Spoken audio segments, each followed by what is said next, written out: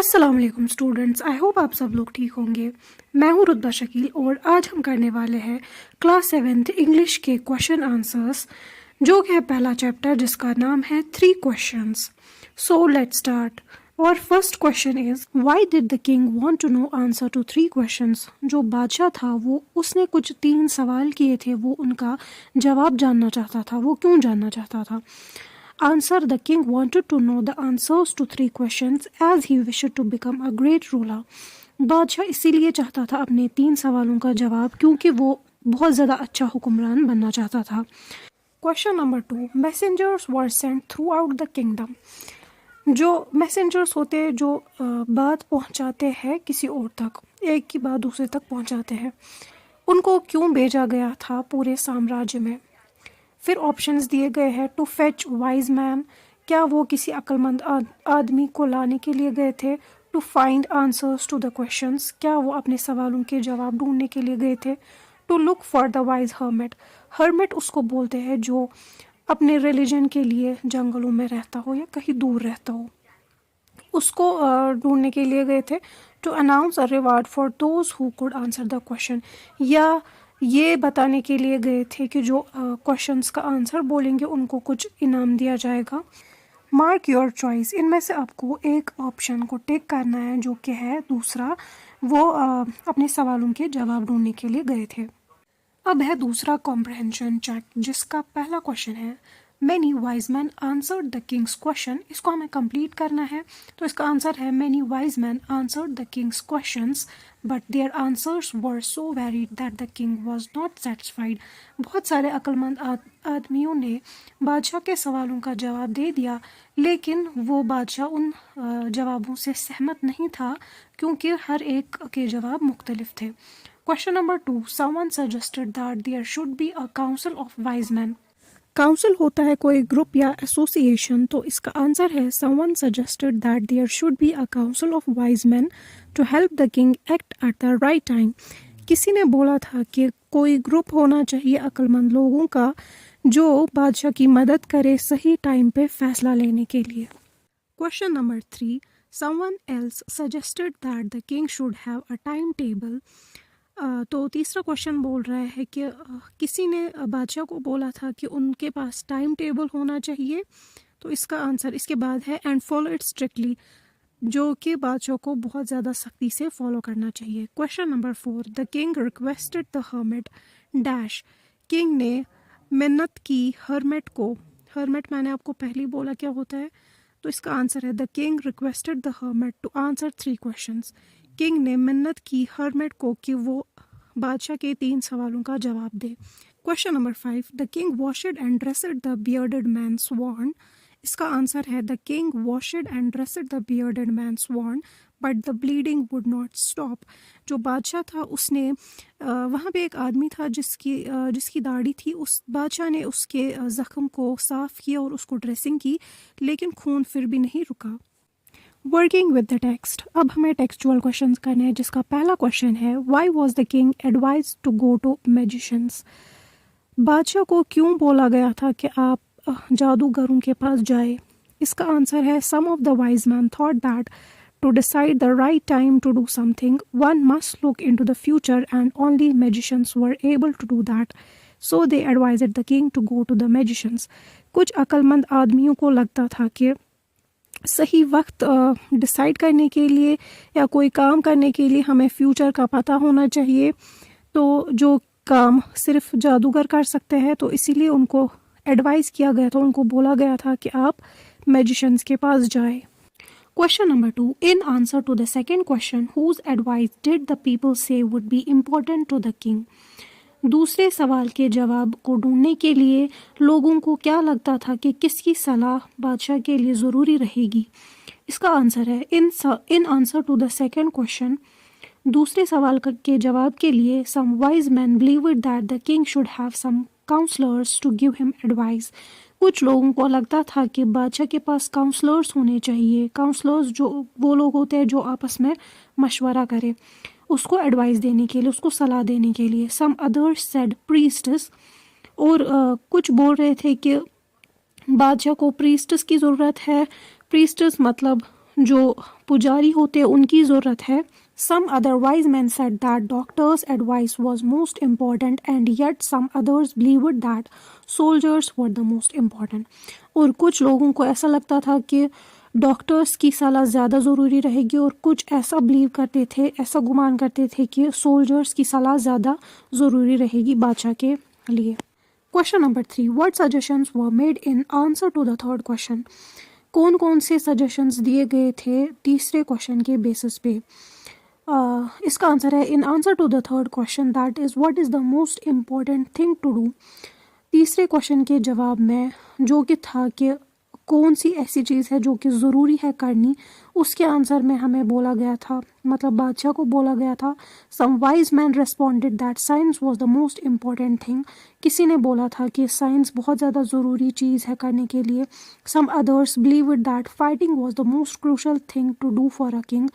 किसी आधे लोगों ने बोला था कि लड़ाई झगड़ा करना बहुत ही ज़्यादा ज़रूरी होता है बादशाह के लिए। And the others said that religious worship was the most important thing to do. और आधे लोगों ने बोला था कि इबादत करना बहुत ही ज़्यादा ज़रूरी होती है। Question number 4, did the wise man win the reward, if not why not. क्या ये जो अक्लमंद आदमी थे इनको कुछ इनाम मिला, अगर नहीं मिला तो क्यों नहीं मिला। इसका आंसर है no, none of the wise man won the reward. नहीं, किसी भी अक्लमंद आदमी को कोई भी इनाम नहीं मिला। That is because all of them came up with different answers and the king was not satisfied with any of those answers. इसका ये रीज़न है क्योंकि सारे ही लोग बहुत मुख्तलिफ जवाब दे रहे थे और जो बादशाह था वो किसी भी जवाब से मुतमईन नहीं था, इसीलिए किसी को भी रिवार्ड नहीं मिला। Question number 5, how did the king and the hermit help the wounded man.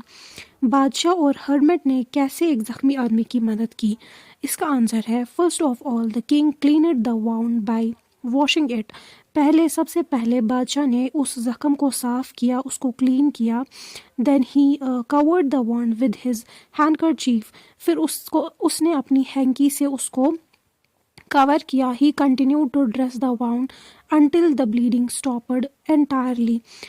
और बादशाह ने कंटिन्यूसली उसको ड्रेसिंग की जब तक कि खून रुक नहीं गया। The king gave some water to the wounded man to drink.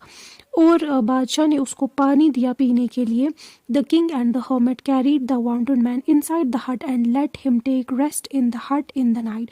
और जो बादशाह और हर्मिट था इन्होंने इस ज़ख्मी आदमी को अपने घर के अंदर लिया और उसको रेस्ट करने के लिए रखा ताकि वो पूरी रात रेस्ट कर सके, आराम कर सके। क्वेश्चन नंबर 6, इसके 2 पार्ट है। पहला पार्ट है who was the bearded man. ये जो दाढ़ी वाला आदमी था ये कौन था। इसका आंसर है the bearded man was the king's enemy. ये दाढ़ी वाला आदमी बादशाह का दुश्मन था। He had come there to take revenge from the king of his brother's death. वो आया था बादशाह से बदला लेने के लिए उसके भाई के खून का। And take back his property, और उसने अपनी ज़मीन वापस लेनी थी। Second part is why did he ask for the king's forgiveness. वो आदमी बादशाह से माफ़ी क्यों मांग रहा था। He asked for the king's forgiveness because he came to kill the king and the king saved his life. वो माफ़ी मांग रहा था बादशाह से क्योंकि वो आया था बादशाह को मारने के लिए और बादशाह ने उसकी जान बचाई, इसीलिए वो उससे माफ़ी मांग रहा था। Question number 7, the king forgave the bearded man, what did he do to show his forgiveness. बादशाह ने उस आदमी को माफ़ कर दिया था, ये सब दिखाने के लिए कि बादशाह ने उसको माफ़ किया है। उसने क्या किया। Answer, the king forgave the bearded man, he showed his forgiveness by offering to send doctor and servants to take care of the wounded man. ये सब दिखाने के लिए कि बादशाह ने उस आदमी को माफ़ किया है, बादशाह ने एक डॉक्टर और बहुत सारे नौकरों को भेजा उस आदमी की देखभाल करने के लिए। He also promised to return his property to, और बादशाह ने उस आदमी से वादा किया था कि वो उसकी ज़मीनें वापस लौटाएगा। Question number 8, what were the hermit's answers to the 3 questions? Write each answer separately. Which answer do you like the most and why? hermit ने बादशाह के सवालों के जवाब क्या दिए थे और आपको कौन सा जवाब उनमें से ज़्यादा पसंद आया और क्यों आया। Answer, the hermit's answers to the 3 questions were हरमेंट के जवाब ये थे जो कि नीचे दिए गए हैं। पहला जवाब था the right time to do something is now because it is the only time when we can act. सही वक्त कुछ करने का अभी है क्योंकि इसी वक्त हम कुछ कर सकते हैं, क्योंकि हमें आगे का नहीं पता हम क्या कर सकते हैं क्या नहीं, हम फ्यूचर को प्रिडिक्ट नहीं कर सकते। दूसरा जवाब था the most important person is the person you are with at a particular moment. सबसे ज़्यादा खास आदमी वो होता है जिसके साथ आप हो किसी लम्हे में। Because we don't know what will happen in the future, क्योंकि हमें अब नहीं पता होता है कि आगे क्या होने वाला है। और तीसरा जवाब था the most important thing to do is to do good to the person because we are here on the earth for that purpose only. और सबसे अच्छी चीज़, सबसे ज़रूरी चीज़ हमें ये करनी चाहिए कि हमें लोगों के साथ अच्छा करना चाहिए, क्योंकि हम इस दुनिया में इसीलिए आए हैं, हमारा पर्पज़ यही है कि हम दूसरों के साथ अच्छा करें। हमारे टेक्सचुअल क्वेश्चंस ख़त्म हो गए हैं, तो अब है working with language. Match items in list A with their meanings in list B.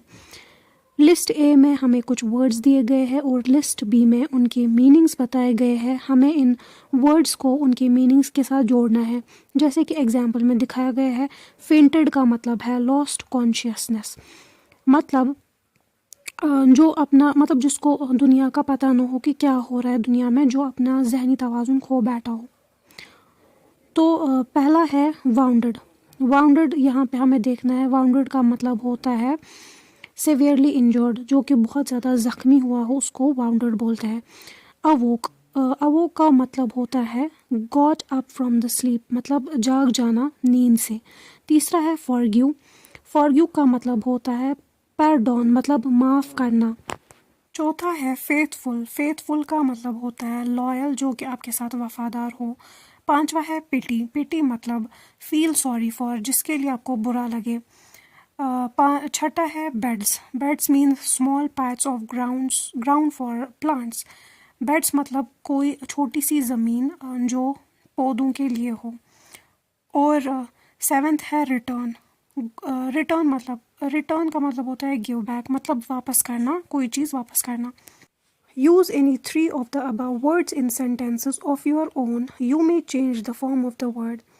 आपको जो ऊपर दिए गए हैं वर्ड्स, इनमें से 3 वर्ड्स को यूज़ करना है अपने सेंटेंसेस में, और आपको सेंटेंसेस बनाने हैं। ये रहा जी आपका लिस्ट जो आपको मैच करना था, जिसमें पहला था वाउंडेड, सिवियरली इंजर्ड, अब वो got up from sleep, forgive जिसका मतलब था पैरडॉन, फेथफुल जिसका मतलब था loyal, pity feel sorry for, bed small patch of ground for plants, return give back. और ये रहे आपके सेंटेंसेस जो आपको अपने वर्ड्स में बनाने थे। पहला सेंटेंस है Pallavi had to return the bag to her friend. Pallavi को अपनी दोस्त को बैग वापस लौटाना पड़ा। दूसरा, one should be faithful to one's friends. Friends को आपस में लॉयल रहना चाहिए। तीसरा है the dreadful dream awoke Reshma from sleep. एक खतरनाक सपना रेशमा को आया जिसने उसको जगा दिया नींद से। दूसरा क्वेश्चन है each of the following sentences has 2 blanks. Fill in the blanks with appropriate forms of the word given in the brackets. इन सेंटेंसेस में हमें 2 जगहें दी गई है जहाँ पे हमें ब्लैंक्स को फिल करना है, और लास्ट पे वर्ड दिया गया है, उसी वर्ड के अकॉर्डिंग फिल करना है। जैसे एग्जांपल दी गई है, he has dash to help me, do you think he will remember this dash, और ब्रैकेट में दिया गया है प्रॉमिस, और इसके आंसर में दिया गया है ही हैज़ डैश के बदले प्रॉमिस्ड लिखा है, मतलब प्रॉमिस को ईडी लगाया गया है पीछे से, टू हेल्प मी, उसने मुझसे प्रॉमिस मतलब वादा किया था मेरी हेल्प करने के लिए। Do you think he will remember his promise, क्या आपको लगता है कि उसको अपना वादा याद होगा। ऐसे ही हमें ब्रैकेट्स को फिल करना है। और अब पहला जो है वो दिया गया है, the dash said that only fresh evidence would make him change his dash, फिर ब्रैकेट में है जज। इसके पहले ब्लैंक में आएगा जज। द जज said that only fresh evidence would make him change his judgement. तो जज ने बोला कोई ठोस सबूत, कोई फ्रेश एविडेंस होना चाहिए जो कि जज की जजमेंट को चेंज कर सकता है। Our second point is, I didn't notice any serious dash of opinion among the debaters, although they from they dash from one another over small points, और ब्रैकेट में दिया गया है डिफर। तो पहले डैश में आएगा डिफरेंस और दूसरे में आएगा डिफर्ड। तो तीसरा पॉइंट है, it's a fairly simple question to dash but will you accept my dash as final, और ब्रैकेट में दिया गया है आंसर। तो दोनों ही ब्रैकेट्स में आंसर ही आएगा। Fourth point is, it isn't dash that dash should also be, dash should always be the mother of invention. Bracket में है नेसेसरी, तो दोनों ही, एक ब्रैकेट में आएगा नेसेसरी और दूसरे में आएगा necessity. Fifth point is, hermits are dash men, how they acquire their dash no one can tell। Bracket में है वाइज, तो पहले डैश में आएगा वाइज एंड दूसरे में आएगा विजडम। तो हमारा पॉइंट बनेगा hermits are wise men, मतलब hermit जो होते हैं वो अक्लमंद आदमी होते हैं। how they acquire their dash no one tell them, दूसरे में आएगा wisdom. So sixth is, the committee has dash to make Jagdish captain of the team, the dash is likely to please everyone। फिर bracket में है decide, तो हमारे पहले dash में आएगा डिसाइडेड और दूसरे में आएगा decision. So our seventh point is, asking for dash is a noble as willingness to dash, और ब्रैकेट में है फॉरगिव। सो पहले डैश में आएगा फॉरगिवनेस और दूसरे में आएगा फॉरगिव। अब है स्पीकिंग एंड राइटिंग। इसमें क्वेश्चन नंबर 1 है, imagine you are the king. आप सोचे कि आप बादशाह होंगे। Narrate the incident of your meeting the hermit. आपको वो इंसिडेंट बताना है जब आप हर्मिट को मिले थे। बिगिन लाइक दिस, ऐसे आपको शुरू करना है। The wise man answered my questions but I was not satisfied with their answers. One day I decided to go and meet the hermit. बहुत सारे अक्लमंद आदमियों ने मुझे आंसर्स दिए थे, मतलब जवाब दिए थे मेरे सवालों के, लेकिन हर एक के मुख्तलिफ थे, तो मैं उन जवाबों से सहमत नहीं था। तो मैंने एक दिन डिसाइड किया कि मैं हर्मिट को मिलने जाऊंगा। मतलब आपको खुद को बादशाह की जगह पे तस्वर करना है, इस हिसाब से आपको आंसर लिखना है। तो इसका आंसर है, the wise man answered my questions but I was not satisfied with their answers. One day I decided to go and meet the hermit who was renowned for his wisdom. बहुत सारे अक्लमंद आदमियों ने मेरे सवालों का जवाब दिया, लेकिन मैं उनसे सहमत नहीं था। तो मैंने एक दिन ये मशवरा किया कि मैं हर्मिट को मिलने जाऊंगा, जो कि अपनी हिकमत के लिए मशहूर है। I went to him and saw him digging the earth। मैं उसको मिलने गया और मैंने देखा कि वो ज़मीन खोद रहा था। I asked him if he could answer the 3 questions I sought answers to। मैंने उसको पूछा कि अगर आप मेरे सवालों का जवाब दे सकते हैं जिनके जवाब मैं तलाश कर रहा हूँ। But he continued to dig the earth and did not respond at all. लेकिन वो कंटिन्यूसली ज़मीन खोद रहा था और मेरे सवालों का कोई जवाब नहीं दे रहा था। I felt that he was getting tired, so I offered to help him in digging. मुझे लगा कि वो शायद थक रहा है, तो इसीलिए मैंने उसको मदद के लिए बोला कि मैं भी खोदूंगा। He handed over the spade to me। उसने मुझे स्पेड दी। स्पेड मतलब कि जिससे हम ज़मीन खोद सकते हैं, कोई ऐसा टूल जिससे हम ज़मीन खोद सकते हैं। I kept digging for a while, then I repeated my questions and asked if he would answer them। मैं कुछ देर तक ज़मीन खोदता रहा और उसके बाद मैंने अपने क्वेश्चंस दोबारा से पूछे कि क्या आप इनका आंसर बता सकते हैं। Even then there was no response from his side। उसके बाद भी उसके साइड से कोई भी जवाब नहीं था। Then he pointed towards a wounded man approaching us। उसके बाद उसने इशारा किया एक ज़ख्मी आदमी की तरफ जो हमारी तरफ बढ़ रहा था। Question number 2, imagine you are the hermit. अब आपको ये इमेजिन करना है कि आप हर्मिट हो। Write briefly the incident of your meeting the king. आपको अपना बोलना है तजुर्बा कि आपकी मीटिंग कैसी रही बादशाह के साथ। बिगिन लाइक दिस, ऐसे आपको शुरू करना है। One day I was digging in my garden. एक दिन मैं अपनी ज़मीन खोद रहा था। A man in ordinary clothes came to see me.